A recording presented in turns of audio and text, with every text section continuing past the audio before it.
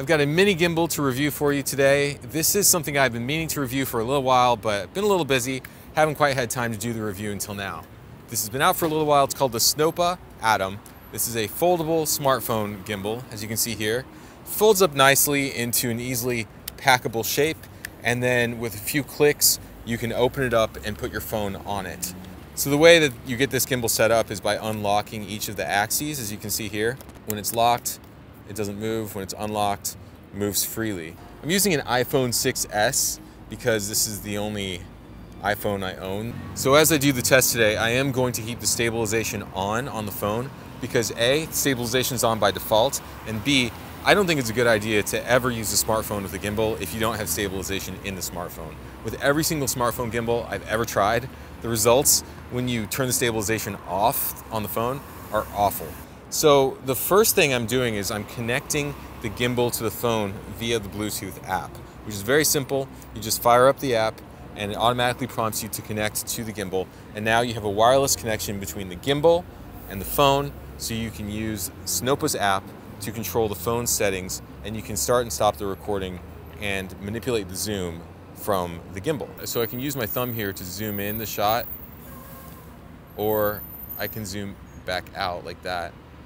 What really matters to me is if the shot is steady and if I can pan and tilt smoothly with the gimbal. So first of all, I'm just going to stand here and pan back and forth, and let's see if I can get a smooth pan.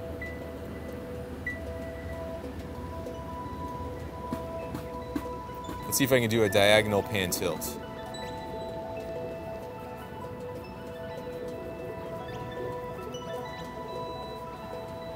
It has a nice drift to a stop, as you can see here.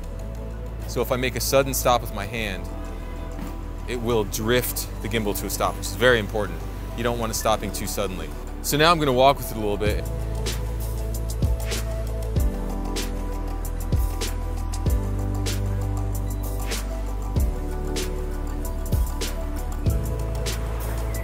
Now the fun test, it's time to run.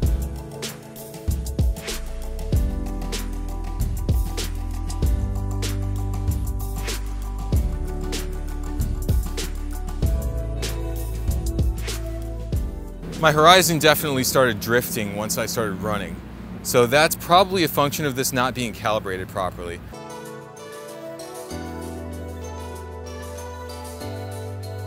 Calibration completed. Let's see if we get a better result when I run.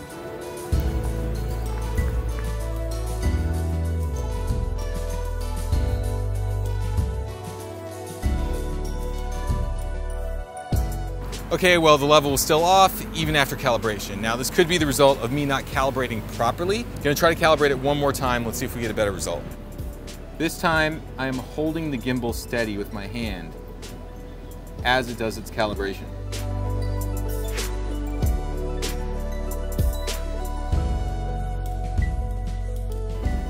Failed. Okay, we're not going to calibrate that then.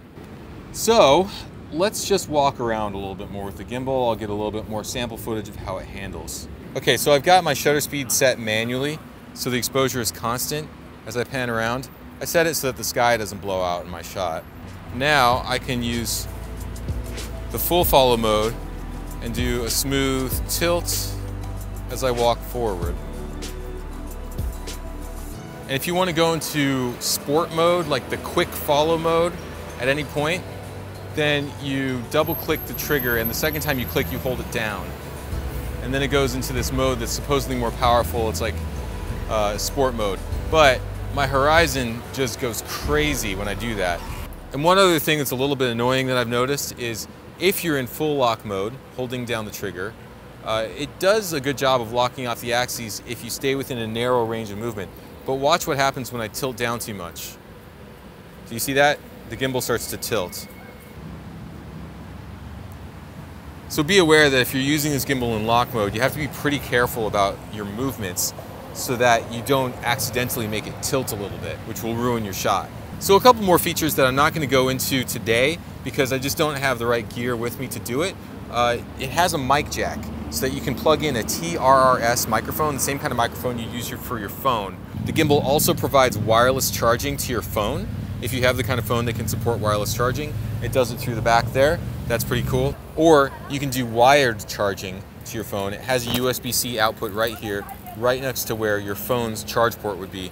And if you do power your phone through the gimbal, the battery on the gimbal is supposed to last for up to 24 hours. So you should be able to record for several days without recharging. That's pretty cool. It's also got slow motion mode, it's got face track mode, it's got object tracking mode, motion time lapse, and time lapse. And you can swipe between them very easily. I've got it in object tracking mode. I have a light pole right in front of me. I'm gonna select this pole and see if it can track the pole. It's now pointed at the object and it didn't track it at all. It just straight up did not track that object at all. I'm going to select an object in the distance. We've got a building back there that I want to track.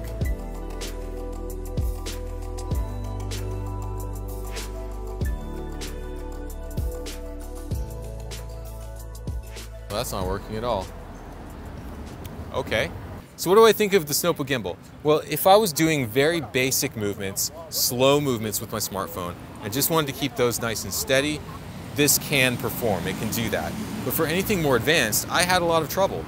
The horizon seemed to drift when I ran.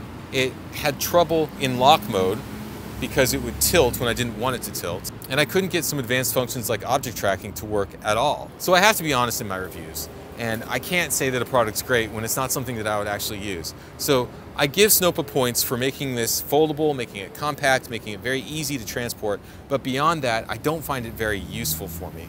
So that's my review. Hope you enjoyed it, and I hope that you find a way to keep your videos steady, whether it's with this gimbal or another method entirely. All right, I'll see you next time.